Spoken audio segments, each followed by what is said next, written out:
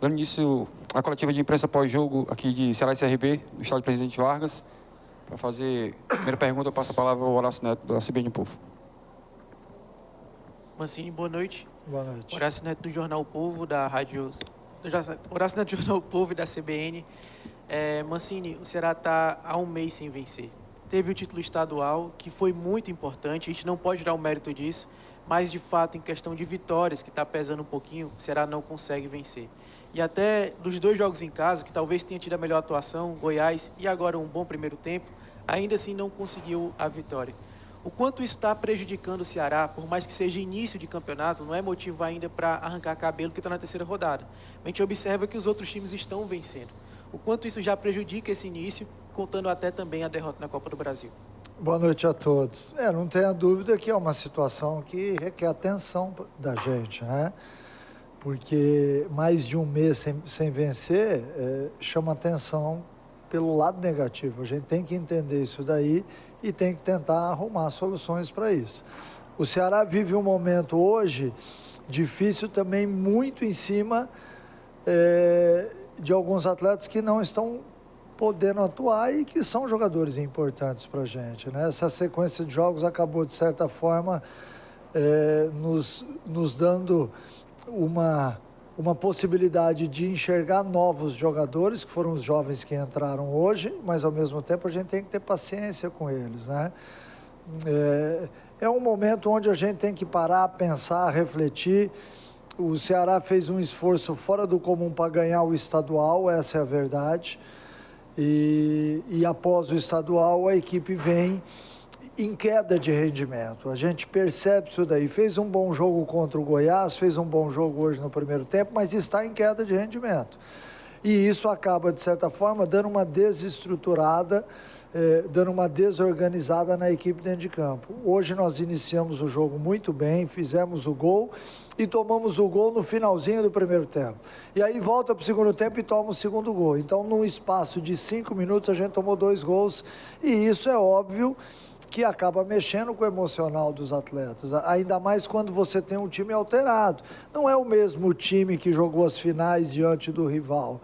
É um time que está alterado, que tem outras peças, que está tentando se reencaixar. E todas as equipes passam por isso daí. Eu vou citar alguns exemplos na Série A de times que estão passando por isso daí, que venceram o estadual e que estão, neste momento, também sofrendo um pouquinho. Isso é normal numa temporada. É óbvio que a gente não quer, é óbvio que o torcedor reclama, fica chateado, a gente também fica. A gente também reclama. Eu também tenho reclamado mais aos meus atletas. É uma questão natural. Mas a gente tem que ter a percepção daquilo que está acontecendo. O momento é do quê? É de voltar a vencer?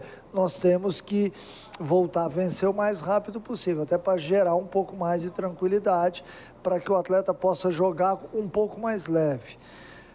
Na segunda etapa, a gente ficou ansioso demais para empatar e virar. Nós queríamos fazer o 3º gol antes do segundo. E isso acaba impactando no jogo, né? Porque você começa a acelerar demais o jogo e a dar para o adversário possibilidades também. O CRB chegou pelo menos 2 vezes com real perigo até depois do 2-2, né? Então, tudo isso é um pacote que faz com que a gente tenha que fazer uma boa análise para que a sequência tenha que ser melhor. Boa noite, Mancini. Raíssa Martins, do Globo Esporte. A gente falava lá no início do jogo sobre os garotos da juventude. Você oportuniza 3 hoje, o João Vitor, depois o Caio Rafael, o Kaique, né, que entrou também. Eu queria saber qual foi a estratégia que você montou, se isso era o que você estava imaginando mesmo. E qual a análise que você faz de colocá-los num jogo como esse? A gente sabe da pressão que a torcida pode fazer, mas, ao meu ponto de vista, eles entraram dando uma segurança. Eu queria saber se a gente pode esperar vê-los mais outras vezes em campo aí durante a temporada. Sem dúvida nenhuma. Eles já estão no profissional desde o começo do ano, exceção é o Kaique, que veio há menos tempo para a gente, mas a gente tem visto com muito carinho e cuidado a entrada desses jovens, porque são jovens que vêm se destacando, não só no time sub-20 do Ceará, como também no dia a dia com a gente, né? Eles têm tido uma evolução muito interessante. O João Vitor, eu achei que fez um bom jogo. errou alguns lances normais que qualquer atleta erra. O Kaique acabou entrando no jogo, teve a oportunidade de fazer o gol, não sei nem se o gol acabou sendo dado a ele ou ao Ramon, mas é um atleta de muito potencial, de muita força, que neste momento a gente está necessitado em campo.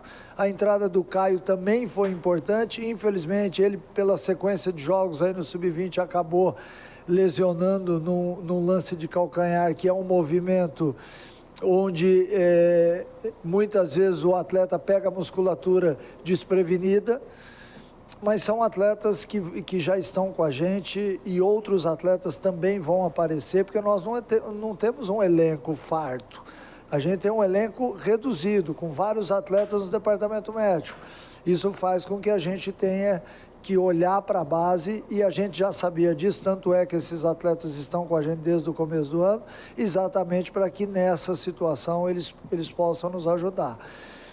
Botar o atleta num jogo desse é o futebol, é o que eles escolheram, né? Se eles estão aqui com a gente é porque eles têm totais chances e condições para entrar em campo e poder desempenhar. Mancini, boa noite. Pedro Pinheiro da Band. Boa noite. Prazer falar com você. Obrigado. Mancini, eu queria saber de você a opinião de jogar no estádio Presidente Vargas mais uma vez. Se você gostou realmente da questão do gramado, essa análise básica sobre o estádio mesmo. Olha, eu já falei isso várias vezes aqui nas entrevistas. Eu gosto de jogar no PV porque eu acho que aqui a torcida fica mais próxima, joga junto com o time. O campo é melhor. Então isso, para quem quer fazer um jogo rápido, é muito importante, o estado do gramado. E a atmosfera é sempre positiva, né? Então eu gosto quando o Ceará joga aqui no PV. Não que eu não goste de jogar no Castelão, porque também é nossa casa, abriga a nossa torcida com um número maior, mas jogar no PV sempre tem, para mim, um sabor especial que eu carrego desde a época de atleta, né? Que é um estádio realmente que mexe com você, porque está tudo muito, muito próximo. O som da arquibancada se mistura com o som do jogo e acaba fazendo um ambiente gostoso. Mancini, boa noite. Alisson Lima, Rádio Vozão. Queria que você falasse um pouco sobre a boa partida do Barcelona, não só pelo gol, mas também pela boa movimentação dele em campo, e também que você projetasse um pouco a próxima partida do Ceará. O Barcelona fez um bom jogo, brigou bastante, acabou fazendo um gol importante para a gente no primeiro tempo, um gol bonito de fora da área, e isso certamente dá moral para o jogador. Ele vinha entrando pouco nas partidas e hoje, até por falta de opção, a gente achou que era o momento dele jogar, puxando o recalde um pouco mais para trás como meia, até porque eles se entendem muito bem, e num desses lances ele acabou fazendo o gol. É um atleta que se dedica muito, que briga muito em campo e que dá para a gente, em algumas situações, uma excelente resposta. É um cara que está inserido em todo o processo e que vai continuar tendo as oportunidades, com certeza. Boa noite, Mancini. Danilo Queiroz, do Futebolês. Sempre um prazer falar com você. Obrigado, igualmente. Mancini, você, nas últimas partidas, né, só teve na estreia, depois não teve Saulo Mineiro, nem Eric Pulga. E para hoje você também não teve o Ailon. Além de outros, mas esses eram titulares. Esses foram jogadores importantes. Se a gente observar a campanha da Copa do Nordeste, que conseguiu classificação na primeira fase, e a campanha, principalmente, do estadual, onde a equipe foi campeã. Queria saber de você o quanto, aí você pode usar percentual ou palavras, o que você quiser, mas o quanto esse momento de início de campeonato, com pouca pontuação do Ceará, tem a ver com essas ausências desses atletas, e o quanto são outras questões que acho que você no começo até detalhou, né, da equipe ter talvez se esforçado muito no estadual e estar em queda nesse início de Série B, mas o quanto essas ausências também importam e o quanto você entende que não é isso aí? Eu acho que o Ceará, para chegar ao título cearense, ele fez um esforço fora do comum. E por isso ele está sentindo agora, no início da Série B, uma queda de força, uma queda de competitividade e uma queda de organização tática. Porque após o título, nós jogamos diante do Sport e fomos eliminados na Copa do Nordeste.